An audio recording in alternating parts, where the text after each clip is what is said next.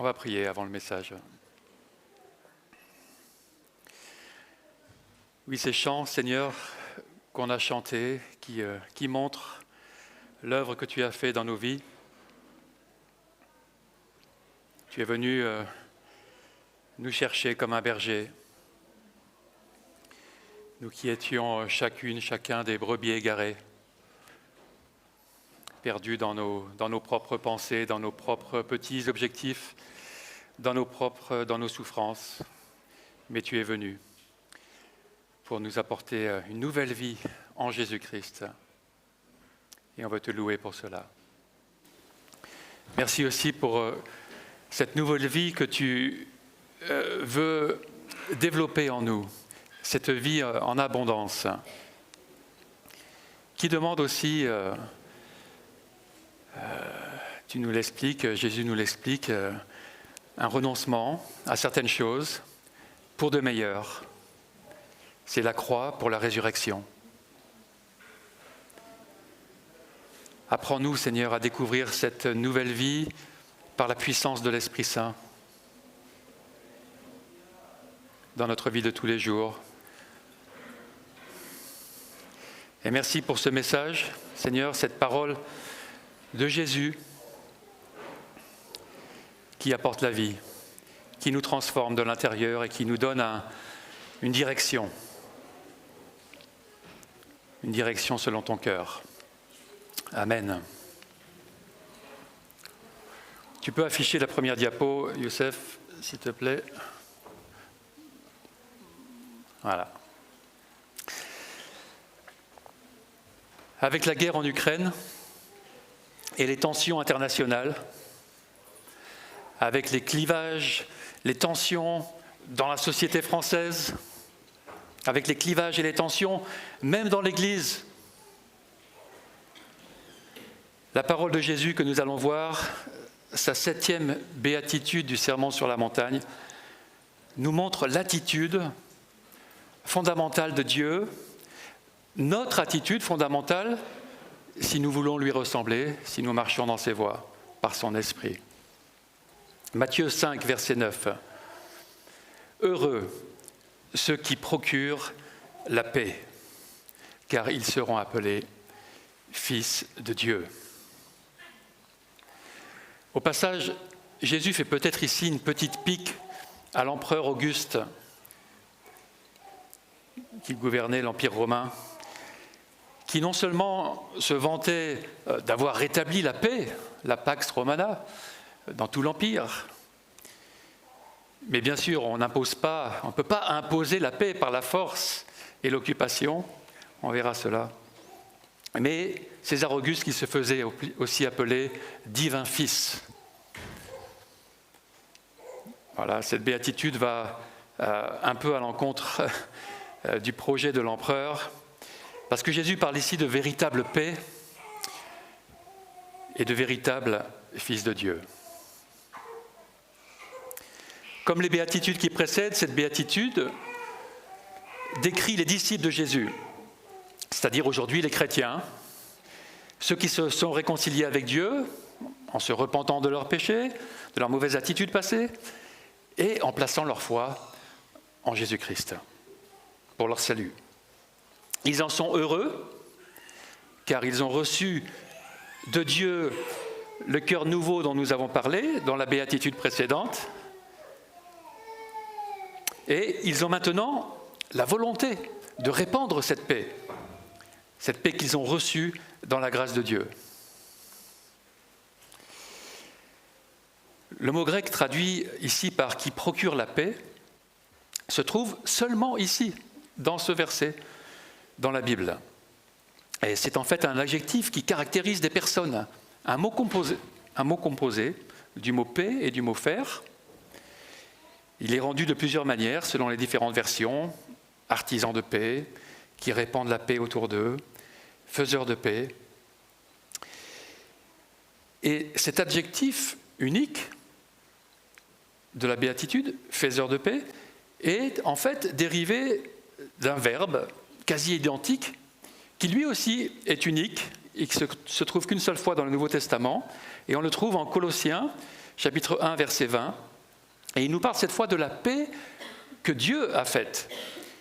Il a voulu, par Christ, tout réconcilier avec lui-même, aussi bien ce qui est sur la terre que ce qui est dans le ciel, en faisant la paix, ce mot composé, ici le verbe, à travers lui, à travers Jésus, par son sang, versé sur la croix.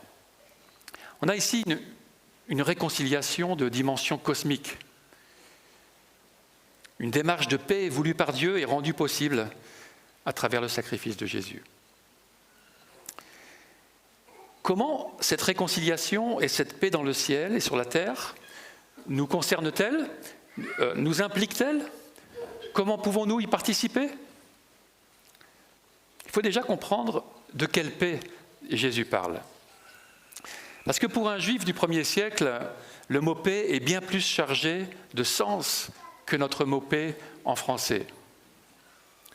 Non seulement il reprend les notions que le mot grec eirene comporte, car il provient probablement d'une racine dont le sens est de joindre les parties pour former une plénitude, d'où les traductions de ce mot en grec par un, uni, paix, tranquillité, repos, et qui comprend donc le mot paix pour l'hébreu. Ça comprend donc bien ces notions bibliques de restauration, des relations et d'unité qu'on trouve dans le grec. Mais ça va plus loin.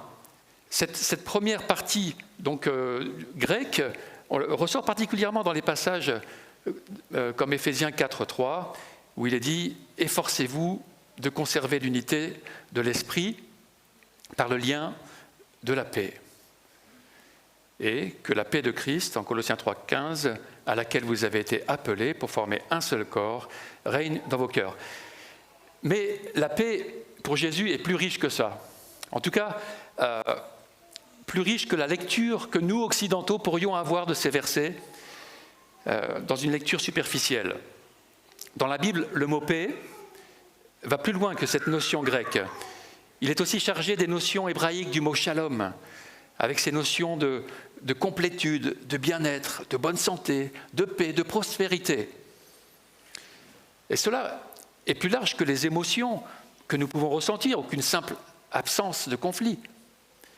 La paix biblique, c'est quand il y a harmonie, sécurité et bonheur pour le peuple de Dieu. La paix biblique, c'est quand tout va bien. Même, et c'est surprenant, lorsque la guerre va bien. Par exemple, lorsque le roi David fit venir du front son soldat Uri, le texte biblique nous dit qu'il l'interrogea sur l'état de Joab, sur l'état du peuple, sur l'état de la guerre, en 2 Samuel 11.3. Littéralement, cela dit, David demanda sur le shalom de Joab, qui était le chef de l'armée, le shalom du peuple et le shalom de la guerre. Surprenant, n'est-ce pas? C'est-à-dire, est-ce que la guerre va bien? Est-ce que la guerre est shalom? Ah. Contrairement à ce qu'on peut penser parfois, le shalom, la paix biblique, n'est pas forcément opposé à la guerre. Parce que nous le verrons, il y a des forces qui s'opposent à Dieu et à son plan éternel. Bien sûr, la guerre ne fait pas plaisir à Dieu. C'est comme un mal nécessaire pour un temps. Et il a promis qu'il y mettrait fin pour toujours lors du retour de Christ. La guerre, c'est temporaire. La réalité biblique, c'est qu'il n'y a pas de paix profonde et durable possible en dehors d'une réconciliation avec Dieu. Une relation restaurée avec Dieu. Jésus-Christ est venu pour cela. Et c'est pourquoi son shalom, le shalom de Jésus, cette paix profonde, peut déjà s'expérimenter quand on place notre foi en lui. Et ce shalom, cette paix, concerne tous les aspects de la vie. Par exemple, lorsque Jésus a guéri la femme qui avait une perte de sang depuis des années, il lui a apporté cette paix, ce shalom, qui est multidimensionnel. Nous voyons cela dans l'évangile de Marc, chapitre 5, verset 25. Or, il y avait une femme atteinte d'hémorragie depuis 12 ans. Elle avait beaucoup souffert entre les mains de nombreux médecins. Elle avait dépensé tout ce qu'elle possédait, mais cela n'avait servi à rien. Au contraire, son état avait plutôt empiré. Elle entendit parler de Jésus. Elle vint dans la foule par derrière et toucha son vêtement, car elle se disait « Même si je ne touche que ses vêtements, je serai guérie. » Quelle foi! À l'instant même, son hémorragie s'arrêta et elle sentit dans son corps qu'elle était guérie de son mal. Jésus se rendit aussitôt compte qu'une force était sortie de lui. Il se retourna au milieu de la foule et dit « Qui a touché mes vêtements ?» Ses disciples lui dirent « Tu vois la foule qui te presse de partout et tu dis « Qui m'a touché ?» Jésus regardait autour de lui pour voir celle qui avait fait cela. La femme, effrayée et tremblante, sachant ce qui lui était arrivé, vint se jeter à ses pieds et lui dit toute la vérité.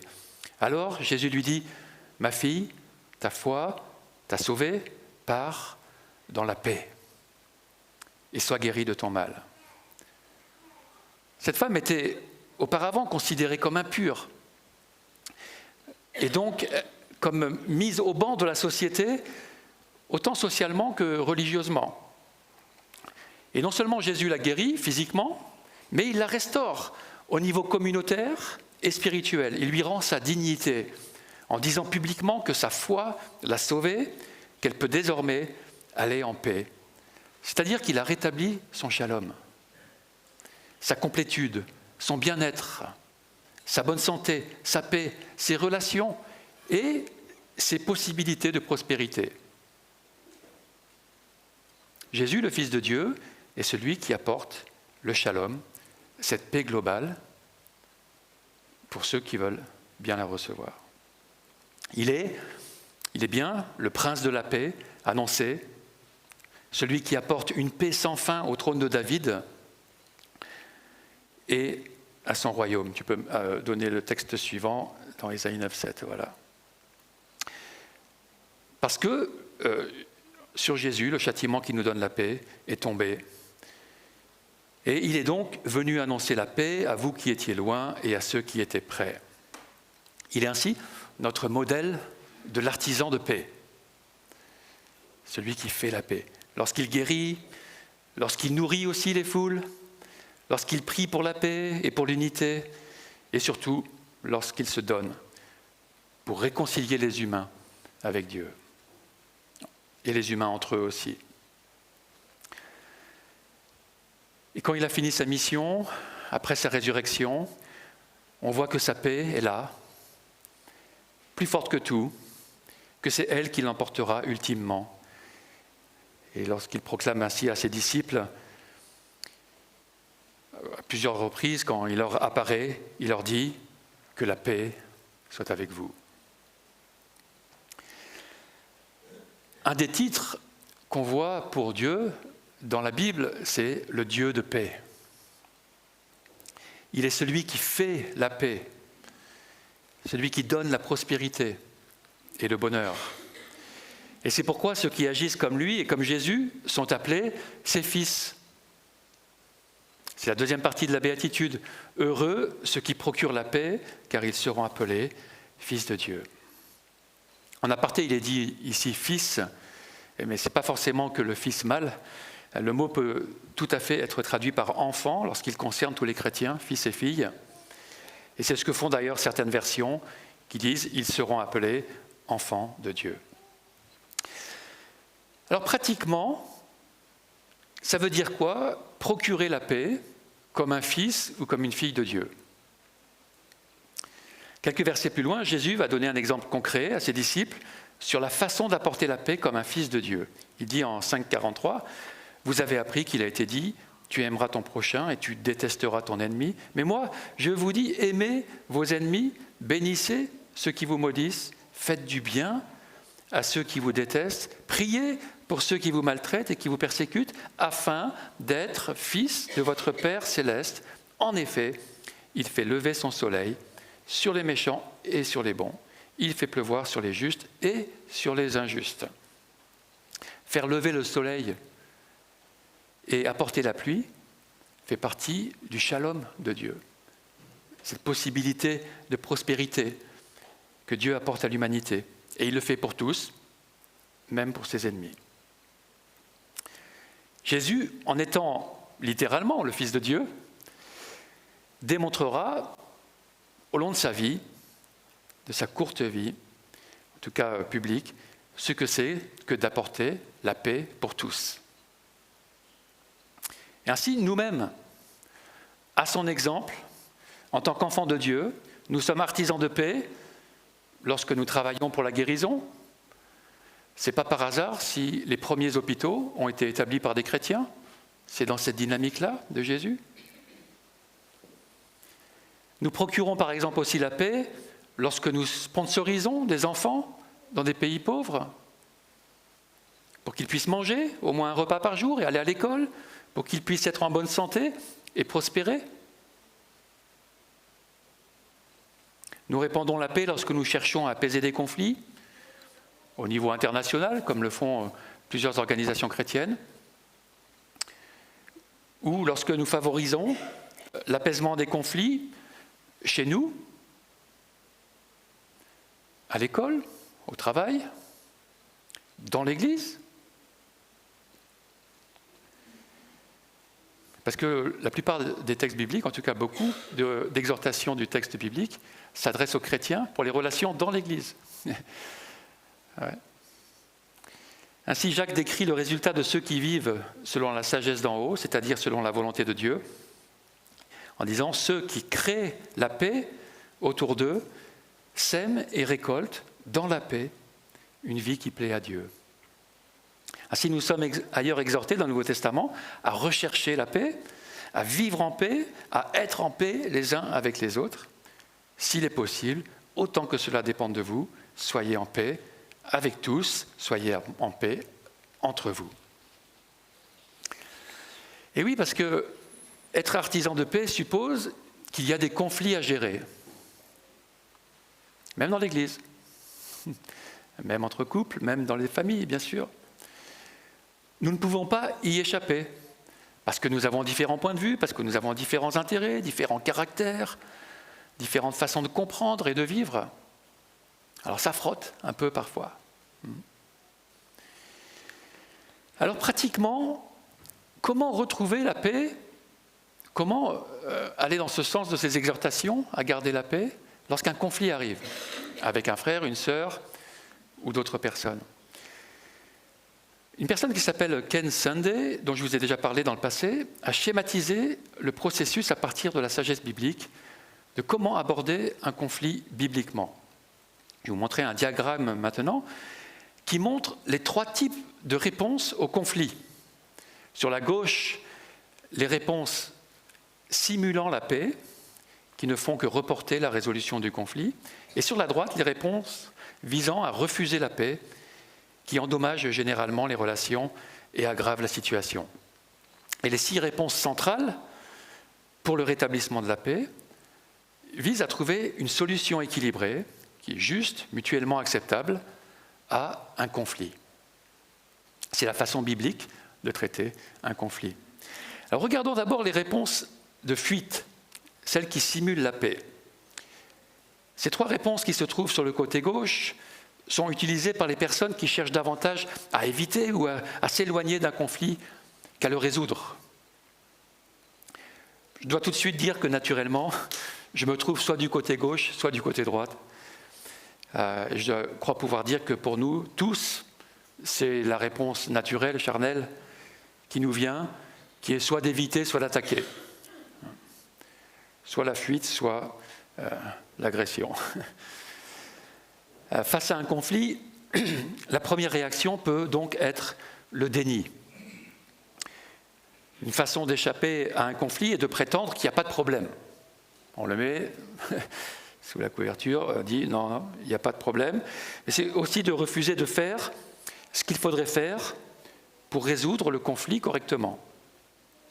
Ces réponses n'apportent qu'un soulagement temporaire et ne font généralement que laisser les choses s'aggraver.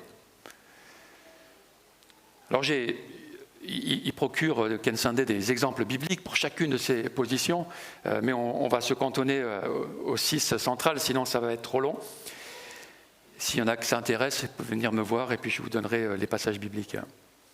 Ensuite, une autre façon d'échapper à un conflit est de s'enfuir.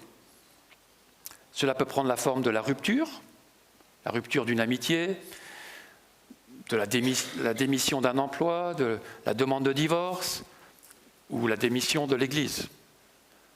C'est la fuite.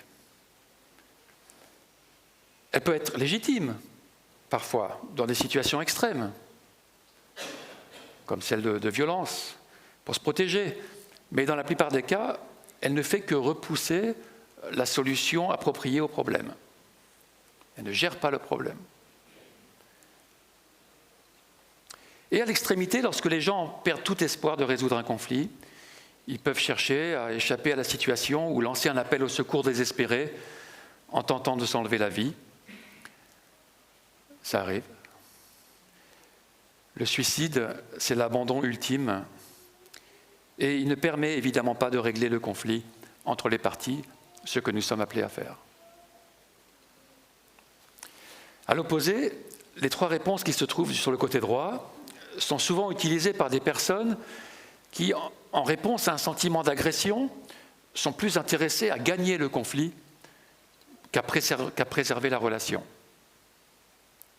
Certaines personnes essaient de vaincre un adversaire, en tout cas ce qu'ils voient comme un adversaire, en utilisant diverses formes de force ou d'intimidation. Ça peut être aussi les attaques verbales, y compris les ragots, les calomnies, jusqu'à la violence physique ou les efforts pour nuire à une personne, sur le plan financier ou professionnel. Alors bien sûr, une telle conduite entraîne généralement une escalade du conflit. Vient ensuite le procès. Certains conflits peuvent légitimement être portés devant un juge civil pour être tranchés. Cependant, les procès endommagent généralement les relations et elles n'aboutissent souvent pas à une justice complète. Par conséquent, les chrétiens sont exhortés à faire tout leur possible pour régler les affaires à l'amiable, chaque fois que c'est possible.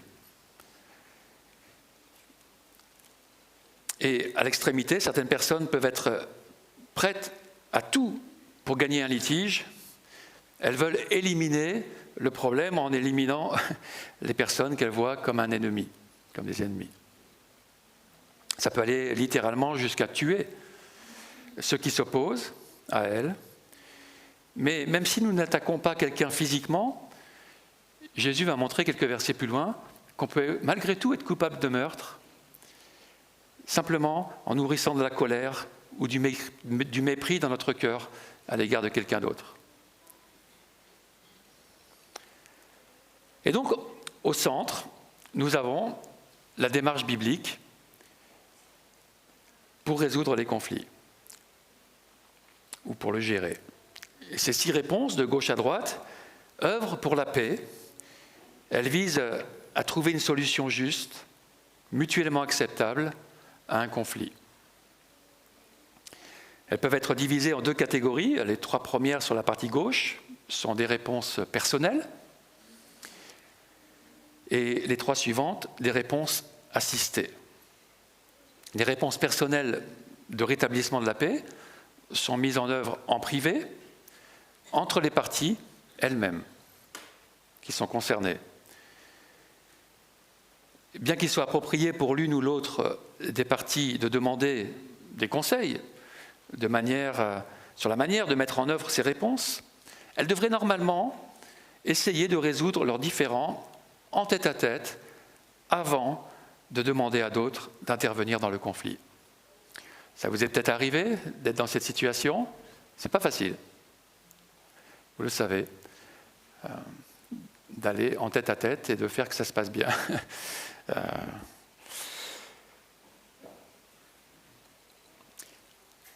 Et c'est pourquoi il y a peut-être une étape avant ça. La première réponse, c'est de couvrir. Celui qui couvre une offense recherche l'amour. Celui qui la rappelle dans ses discours divise les amis. La sagesse d'un homme ou d'une femme lui donne de la patience.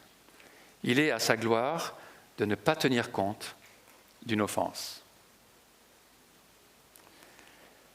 Cela n'est pas du déni, parce qu'on appelle bien une offense une offense. On sait qu'il y a eu une offense et on la reconnaît comme telle, mais on choisit de passer par-dessus.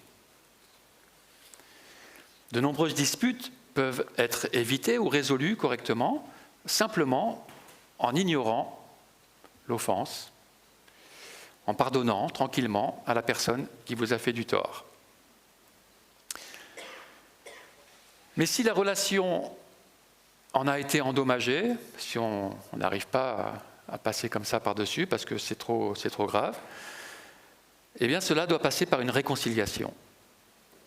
Jésus traite donc de cela quelques versets plus tard. Il dit « Si ton frère a quelque chose contre toi, va te réconcilier avec lui. » Puis quelques chapitres plus loin, « Si ton frère a péché contre toi, va et reprends-le seul à seul. S'il t'écoute, tu as gagné ton frère ou ta sœur. » Donc on est dans le dialogue encore, mais on a besoin de se réconcilier parce qu'il y a quelque chose qui nous a fait du mal. Comme l'indiquent ces passages, les torts personnels considérés comme trop graves pour être simplement couverts et négligés doivent être résolus par la confession ou la confrontation fraternelle qui ouvre alors la voie au pardon, à la réconciliation. C'est à ce moment, si ça ne se passe pas trop bien, qu'il peut y avoir besoin d'une négociation. Peut-être qu'il y a eu des dommages causés. Que chacun de vous ne se préoccupe pas seulement de son propre intérêt, mais aussi de celui des autres. Pourquoi ? Parce qu'il peut y avoir des questions de fond liées à l'argent, aux biens, à la propriété, à d'autres droits, qui doivent être résolus en négociant des solutions qui répondent aux intérêts de toutes les personnes impliquées. Il faut aussi garder à l'esprit que les dommages émotionnels ne sont pas à négliger, ceux qui sont créés par les conflits, parce qu'ils peuvent mettre du temps à guérir. C'est normal, on ne peut pas les mettre comme ça sous la couverture. Les petits conflits peuvent aller jusqu'à être oubliés assez rapidement, comme des petites coupures qu'on finit par même ne plus voir. Ça fait un petit peu mal sur le moment, et puis après, elles disparaissent avec le temps. Mais certains traumatismes peuvent laisser des traces, comme certaines cicatrices, qu'on aura toute la vie, jusqu'à la fin.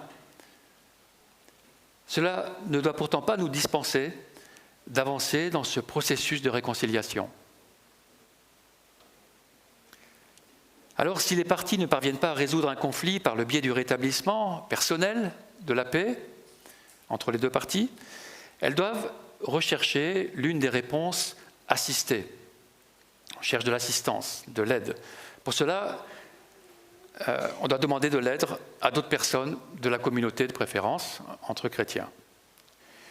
Nous avons alors la médiation. Jésus dit, s'il ne veut pas t'écouter, c'est-à-dire qu'il y a un échec pour les 3 premières parties, eh bien prends un ou 2 autres avec toi. Lorsque des personnes sont incapables de résoudre un différend en privé, Jésus dit qu'elles devraient demander à une ou plusieurs autres personnes de les rencontrer pour les aider à communiquer plus efficacement et à explorer des solutions possibles. Dans ce processus, les médiateurs donnent des conseils, mais à ce stade-là, ils n'ont pas le pouvoir d'imposer quelque chose. On en est encore au stade de la médiation. Et si ça ne marche pas, on doit passer par l'arbitrage. Il y a sûrement parmi vous au moins une personne sage qui soit capable de régler un conflit entre frères et sœurs, dira Paul aux Corinthiens. Lorsque les parties ne peuvent pas parvenir à un accord volontaire sur une question de fond, elles peuvent nommer des arbitres pour écouter leurs arguments et rendre une décision qui alors sera contraignante, en espérant que cette décision débouche sur la paix, sur la réconciliation. Parce qu'il y a une tierce partie objective, on espère, qui est intervenue. Mais si le conflit n'est pas résolu, alors vient le temps de la responsabilisation. S'ils refusent de les écouter, dis-le à l'Église. Et s'il refuse aussi d'écouter l'Église, mets-le sur le même plan que les païens et les collecteurs d'impôts, dit Jésus. Si une personne qui se professe comme étant chrétienne refuse de se réconcilier et de faire ce qui est juste, les responsables de son Église doivent intervenir officiellement pour permettre la justice, mais là aussi tout en espérant que cela débouche sur la repentance, le pardon et la restauration. La personne peut être exclue de l'Église, ou en tout cas de participer activement à l'Église, mais c'est dans le but de créer la repentance et la réintégration, la réconciliation avec la personne. Et puis, dans ce processus, chacun d'entre nous peut être appelé à encourager, à aider les personnes à gérer les conflits de cette façon-là.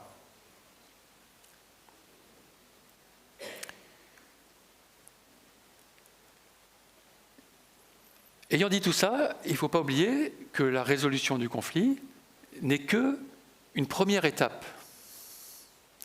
Parce que, comme nous l'avons vu, la paix biblique va plus loin que ça. Elle va plus loin que la simple absence de conflit, qu'une situation qui serait simplement apaisée. La paix biblique cherche la réconciliation, une vraie réconciliation, la restauration d'une bonne relation dans l'unité, dans la confiance, dans l'harmonie, dans la solidarité. Et cela, bien sûr, ne peut se faire sans la prière, sans l'assistance du Saint-Esprit qui nous conduit dans l'amour de Dieu, dans l'exercice de la grâce, la compréhension. Tout cela vient de l'Esprit de Dieu aussi, par la prière. Et nous terminons par l'œuvre de paix ultime, celle qui a un potentiel éternel, celle pour laquelle Jésus est premièrement venu, c'est lorsque nous encourageons les gens à se réconcilier avec Dieu. Mais nous savons que là aussi, ce n'est pas facile à mettre en œuvre. Pourquoi cette réconciliation cosmique que Dieu a pourvue, qu'il a faite à travers Jésus-Christ? Pourquoi est-elle si difficile à mettre en œuvre dans ce monde? Si Dieu veut et donne la paix, si Jésus est venu l'apporter, si les chrétiens la vivent et la partagent, pourquoi donc vient-elle toujours à manquer sur la terre? C'est parce que la paix biblique demande la participation de toutes les parties et elle ne peut être imposée. Ce n'est pas une vraie paix si elle est imposée. Car nous l'avons dit, la paix profonde, véritable et durable ne commence que dans un mouvement de réconciliation personnelle avec Dieu. Dieu dit en Ésaïe 48, 22, « Il n'y a pas de paix pour les méchants ». Tu peux avancer la diapo, Youssef. Voilà, merci. Non, c'est avant ça. Oula, c'était avant ça. Non? Bon, j'ai pas mis? Non? Bon. Il n'y a pas de paix pour les méchants, dit Dieu en Ésaïe 48 et 57. Ils ne connaissent pas le chemin de la paix. En Ésaïe 59 et Romains 3, 17. Et c'est pourquoi, lorsque Jésus envoie ses 12 disciples, quelques chapitres plus loin, il leur dit, en Matthieu 10, verset 7, « Allez, prêchez et dites... » Non, c'est pas ça. Il n'y a pas... Ouais, décidément, qu'est-ce qui se passe? Bon, allez, prêchez. Tu peux mettre noir la diapo. « Allez, prêchez et dites, le royaume des cieux est proche. Guérissez les malades, ressuscitez les morts, purifiez les lépreux, chassez les démons. » En gros, apportez ce shalom qui vient de moi, mais qui se reçoit à une condition. Il continue au verset 11, donc dans Matthieu 10, verset 11. « Dans quelque ville ou village que vous entriez, informez-vous s'il s'y trouve quelque homme digne de vous recevoir, et demeurez chez lui jusqu'à ce que vous partiez. En entrant dans la maison, saluez-la, et si la maison en est digne, que votre paix vienne sur elle. Mais si elle n'en est pas digne, que votre paix retourne à vous. Car la paix que Jésus apporte est reçu en fonction de l'état du cœur. Ceux qui ne veulent pas la réconciliation se trouvent en dehors du projet de shalom de Dieu. Et c'est pourquoi Jésus dit au verset 34, « Ne croyez pas que je sois venu apporter la paix sur la terre. Je ne suis pas venu apporter la paix, mais l'épée. » Alors ça peut paraître un peu contradictoire, n'est-ce pas, avec ce qu'on a vu, mais seulement en apparence. Le message de l'Évangile provoque un choix. Il apporte la paix pour ceux qui le reçoivent et qui se laissent transformer par lui, mais ceux qui ne le reçoivent pas se coupent du projet de shalom de Dieu. Et c'est Jésus aussi à la fin qui est l'ultime juge de tout cela, ce que peut représenter l'épée aussi. Voilà pourquoi nous continuons à la suite de Jésus et selon le plan de Dieu à annoncer cette réconciliation qu'il offre encore aujourd'hui à tous, à toutes. Comme le dit 2 Corinthiens 5,19, en effet, Dieu était en Christ, il réconciliait le monde avec lui-même en ne chargeant pas les hommes de leurs fautes et il a mis en nous la parole de la réconciliation. Nous sommes donc des ambassadeurs pour Christ, comme si Dieu adressait par nous son appel. Nous supplions au nom de Christ, soyez réconciliés avec Dieu, soyez du bon côté de l'épée. Paradoxalement, et ce sera le sujet de la prochaine et dernière béatitude, cette annonce de la réconciliation et de la paix peut générer de l'hostilité, parce qu'elle est clivante, parce qu'elle place les humains face à leurs péchés. Dimanche prochain, David nous aidera à réaliser ce que vit l'Église persécutée dans le monde, pour le dimanche de l'Église persécutée. Mais la persécution est aussi souvent accompagnée d'un autre paradoxe, c'est que la joie n'y est pas absente. Ceux qui sont persécutés pour leur foi, dira Jésus dans la prochaine béatitude, n'en demeurent pas moins heureux. Ça ne change pas en fonction de la persécution. Parce que Jésus est vivant, parce qu'il continue à bâtir son Église, cette Église universelle et éternelle. Ainsi, la paix est une attitude générale du chrétien, parce que c'est le plan de Dieu de la procurer, parce que Jésus est venu la rendre possible, parce qu'elle fait partie de ce que l'Esprit Saint produit en nous. Comme le dit Galates 5,22, le fruit de l'Esprit, c'est parmi toutes ses composantes, la paix. C'est toute la Trinité qui nous offre un modèle de paix, qui nous pousse à la paix, la vraie paix. Heureux les artisans de paix, car ils seront appelés enfants de Dieu. Prions.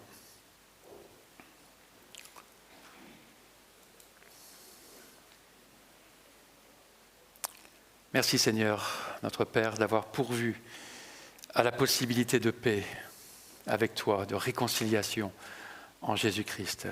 Une paix profonde, totale, éternelle. Merci parce que nous en avons déjà un avant-goût en Jésus-Christ et par la foi en lui.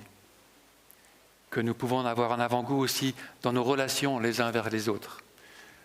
Que tu nous aides, Seigneur, à passer par-dessus les offenses comme toi tu l'as fait. Toi qui as fondamentalement couvert nos péchés par le sang de Christ.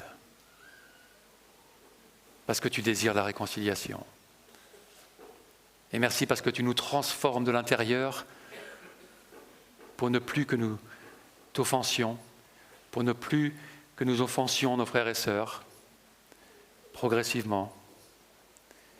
Merci parce que tu nous aides à supporter encore, pendant ce temps, les offenses de nos frères et sœurs.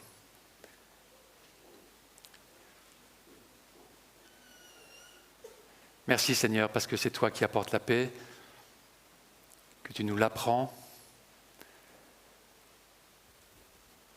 et que rien ne pourra jamais la troubler éternellement en Jésus-Christ. Amen.